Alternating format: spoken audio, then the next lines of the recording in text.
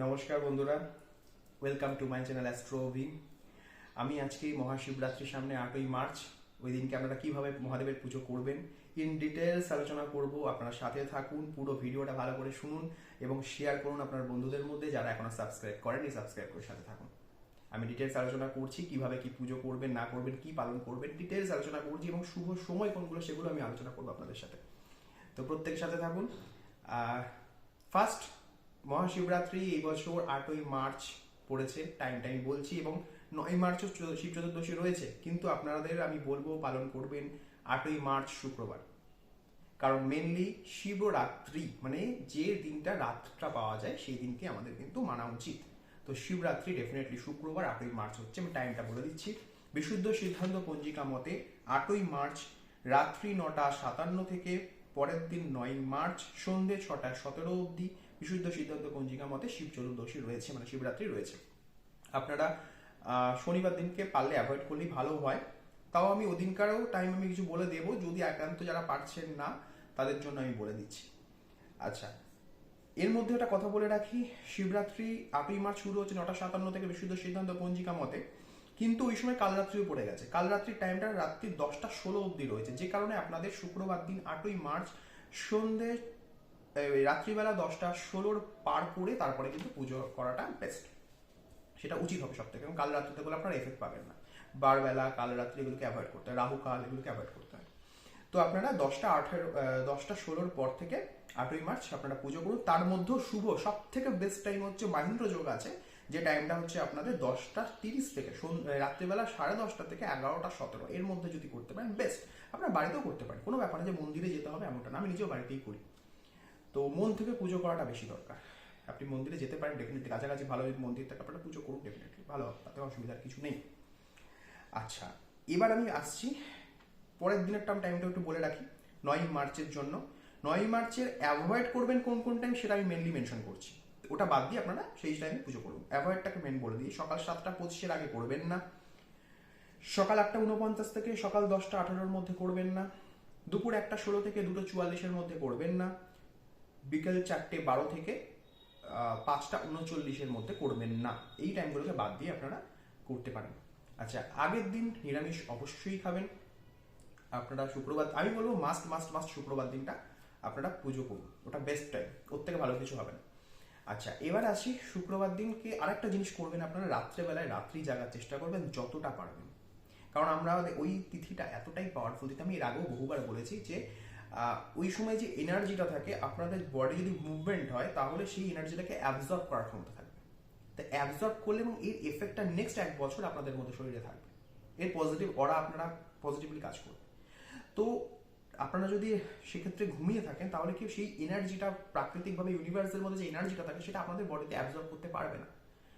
তো এত একটা পাওয়ারফুল তিথি, এত ভালো একটা দিন, আপনারা অবশ্যই রাত জাগার চেষ্টা করুন, রাতে জেগে থাকুন, কোনো অ্যাক্টিভিটি বসে থাকুন, দরকার হলে ফোন ঘাটুন, যা খুশি করুন, কিন্তু পজিটিভলি ঠাকুরের গান শুনতে পারেন, যা ইচ্ছা, কিন্তু একটা ঘুমিয়ে না থেকে একটু অ্যাক্টিভ থাকুন, বডি মুভমেন্ট হোক একটু, এটা যতটা পারবেন, রাত্রে 1টা হোক 2টো হোক, যতটা পারবেন জেগে থাকার চেষ্টা করুন, বেস্ট। এর থেকে ভালো কিছু হয়, কারণ এর বছরে একবার এমনই একটা তিথি, আর বলার কোনো অপেক্ষা রাখে না, এত ভালো একটা পাওয়ারফুল দিন। তো পুজোটা কিভাবে করবেন, দুটো প্রসেস আমি বলবো। দেখুন, অনেক জায়গায় আপনারা দেখবেন সর্ষের তেল দিয়ে, শত্রুনাশের জন্য সর্ষের তেল দিয়ে পুজো করার জন্য কালো তিল আছে, বিভিন্ন রকমের বলছে, করতে পারেন চাইলে, কিন্তু আমি বেসিক্যালি মেন পঞ্চামৃতকে বেশি প্রেফার করি অলওয়েজ। আমি এর বাইরে, আমি নিজেও কোনোদিনও এর বাইরে আমি কিছু করি না। তো পঞ্চামৃতের ওপর কিছু নেই, এটার উপরই সব কিছু দাঁড়িয়ে রয়েছে। আপনারা যদি মনে করেন পঞ্চামৃত দিয়ে প্রপারভাবে পুজো করবেন, এর বাইরে কিছু দরকার পড়ে না।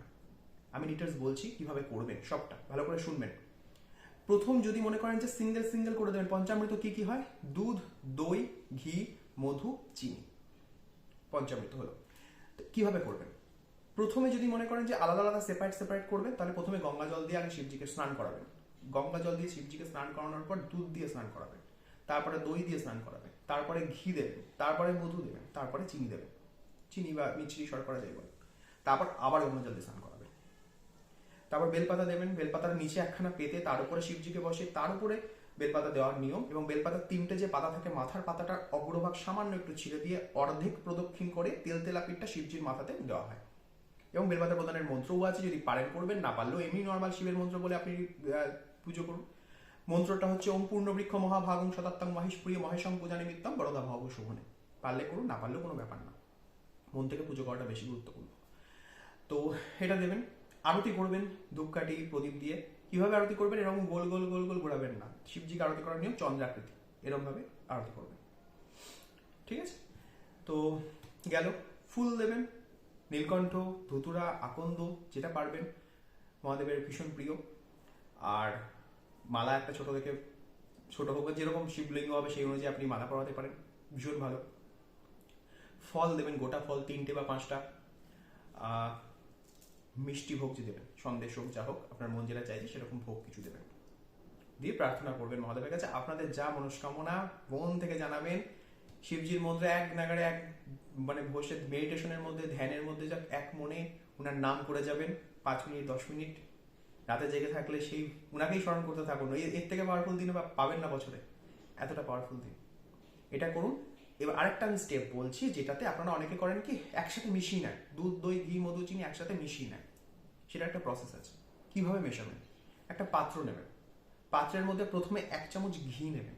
পিওর গরুর দুধের ঘি নেওয়ার চেষ্টা করবেন, মিক্স না হয়, এটা বেস্ট।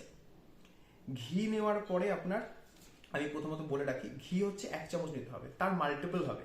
সেকেন্ড 2 চামচ, 2 চামচ হচ্ছে মধু দেবেন ওর মধ্যে। 2 এর ডবল কত? 4 চামচ। 4 চামচ কি দেবেন? চিনি বা মিছরি, ছোট ছোট টাইপের থাকে, মিছরি দেবেন। 4 এর ডবল কত? 8 চামচ। 8 চামচ কি দেবেন? দই দেবেন ওই পাত্রটার মধ্যে। 8 এর ডবল কত? 16 চামচ দই দেবেন একটা পাত্রের মধ্যে। 16 চামচ টোটালটাকে মিক্স করবেন ভালো করে। মিক্স করে রাখলেন। প্রথমে শিবজিকে গঙ্গা জল দিয়ে স্নান করাবেন, তারপরে পঞ্চামৃত যে টোটালটা মিক্স করলেন সেটা সম্পূর্ণ শিবজি মাথায় আস্তে আস্তে অল্প অল্প করে ঢেলে দেবেন। তারপরে আবার গঙ্গা জল দিয়ে স্নান করাবেন।